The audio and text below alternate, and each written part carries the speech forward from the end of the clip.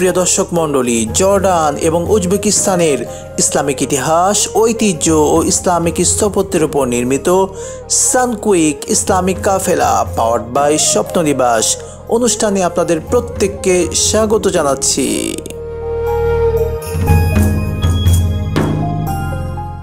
সুপ্রিয় দর্শক শ্রোতা, উজবেকিস্তান ঐতিহাসিক নিদর্শনের অন্যতম জায়গা।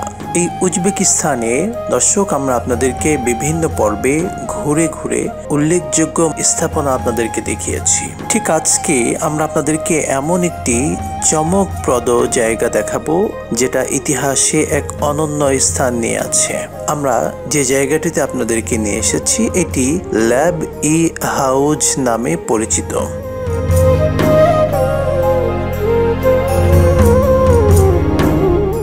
প্রিয় দর্শক মণ্ডলী, ল্যাব-ই-হাউজ এটি উজবেকিস্তানের বোখারা শহরে টিকে থাকা কয়েকটি অবশিষ্ট হাউজ পুলের অন্যতম একটি।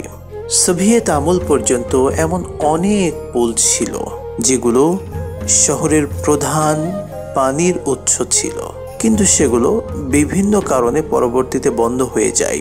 ল্যাব-ই-হাউজ এটিকে টিকিয়ে রাখা হয়েছিল কারণ এটি 16 এবং 17 শতকে তৈরি একটি অনন্য স্থাপত্যের একটি, যা থেকে উল্লেখযোগ্যভাবে তেমন কোনো পরিবর্তন করা হয়নি।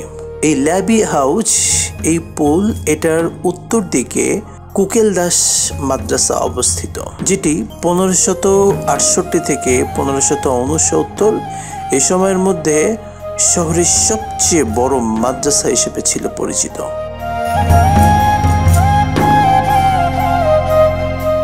এবং এখানে নাদির দিভান বেঘি দ্বারা নির্মিত দুটি ধর্মীয় স্থাপনা রয়েছে। মূলত একটি খানকা এবং একটি মাদ্রাসা এর পাশে অবস্থান করছে। দর্শক, যথাক্রমে পুলের পশ্চিম এবং পূর্ব দিকে দাঁড়িয়ে আছে আরেকটি মাদ্রাসা, ছোট কাজিয়ে কালান নাসির উদ্দিন মাদ্রাসা। বর্তমানে এই মাদ্রাসাটিকে মূলত ভেঙে ফেলা হয়েছে। পূর্বে কোকেলদাস মাদ্রাসার পাশে অবস্থিত ছিল এটি। প্রিয় দর্শক মণ্ডলী, এই ল্যাব-ই-হাউজ এখানে এক ঐতিহাসিক ঘটনা জড়িত আছে।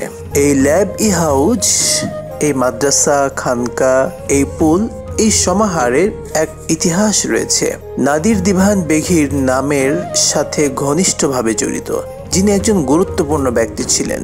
কথিত আছে যে যখন নাদির দিভান বেঘি তার নাম বহনকারী খানকা তৈরি করেছিলেন, তখন এই ভবনটির কাছে একটি বৃদ্ধ ইহুদি বিধবার মালিকানাধীন একটি বড় জায়গা ছিল।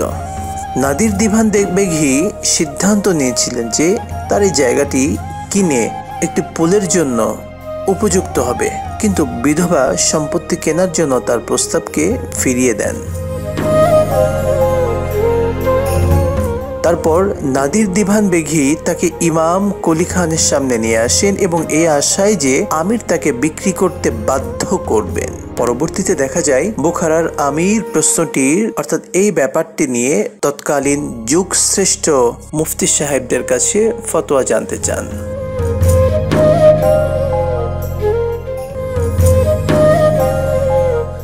মুসলিম আইনের এই বিশেষজ্ঞরা অর্থাৎ মুফতি সাহেবরা সিদ্ধান্ত নিয়েছিলেন যে বিধবা সম্মতি ছাড়া সম্পত্তি কেনার কোনো আইন উপায় নেই।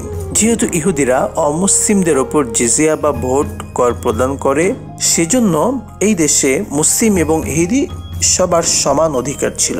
সুতরাং সে নাদির দিভান বেঘিকে সেই একগুঁয়ে ইহুদির বাড়ির কাছে একটি ছোট্ট জলাশয় তৈরি করতে হয়েছিল। যদিও এটি আরো ব্যয়বহুল ছিল, শীঘ্রই সেই সেচের খাত থেকে পানি বিধবার ঘরের ভিতরে তলিয়ে যেতে লাগলো।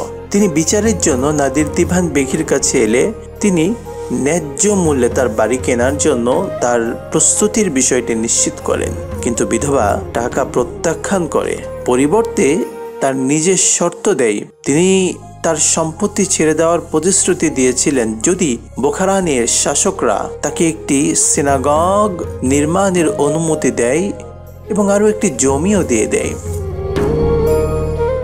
বিধবার মালিকানার বিনিময়ে নাদির দিভান বেঘি তাকে একটি আবাসিক এলাকায় একটি জমি দিয়েছিলেন, যা পরবর্তীতে ইহুদি চত্বর নামে পরিচিত ছিল। শীঘ্রই বোখারাতে প্রথম সিনাগগ এবং একটি বড় পুল তৈরি করা হয়। লোকেরা একে ল্যাব ই হাউজ, যার অর্থ ফার্সি ভাষায় পুলের ধারে, বলা শুরু করে। এটি নির্মাণের তারিখের প্রায় 1620, কিন্তু লোকস্মৃতি এখনো আরেকটি উপাধি ধরে রেখেছে, হাউজি বাজুর, জোর দিয়ে তৈরি করা পুল। মানুষ এখনো এটিকে, প্রিয় দর্শক, এই নামেও নামকরণ করে থাকে। প্রিয় দর্শক মন্ডলী, দেখছিলেন আপনাদের প্রিয় চ্যানেলে প্রিয় অনুষ্ঠান জর্ডান উজবেকিস্তানের ইসলামিক ইতিহাস, ঐতিহ্য ও ইসলামিক স্থাপত্যের উপর নির্মিত সানকুইক ইসলামিক কাফেলা, পাওয়ার্ড বাই স্বপ্ন নিবাস। আজকের মতো বিদায় নিচ্ছি, আবারও দেখা হবে পরবর্তী পর্বে। আসসালামু আলাইকুম ওয়া রাহমাতুল্লাহি ওয়া বারাকাতুহু।